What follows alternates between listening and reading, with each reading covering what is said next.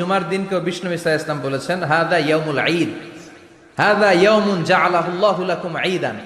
তাবারানির হাদিস। বিষ্ণু বলেছেন এটা এমন দিন যে দিনটাকে আল্লাহ তাআলা তোমাদের জন্য ঈদের দিন হিসেবে ঘোষণা দিয়েছেন। পড়েন আলহামদুলিল্লাহ। আল্লাহ তাআলার একটা বৈশিষ্ট্য হচ্ছে সুন্নাতুল্লাহি ফিত তাফদিল।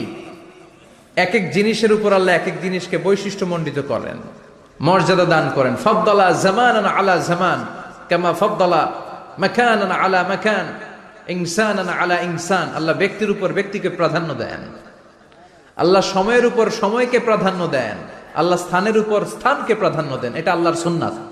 এটা আল্লাহর কি সুন্নাতুল্লাহি ফিত তাফদিল। ফাদ্দালা জামানান আলা জামান কামা ফাদ্দালা মাকানান আলা মাকান, ইনসানান আলা ইনসান। পৃথিবীর সব মানুষগুলো এক রকম নয়, এক মর্যাদার নয়। আবার লক্ষাধিক নবী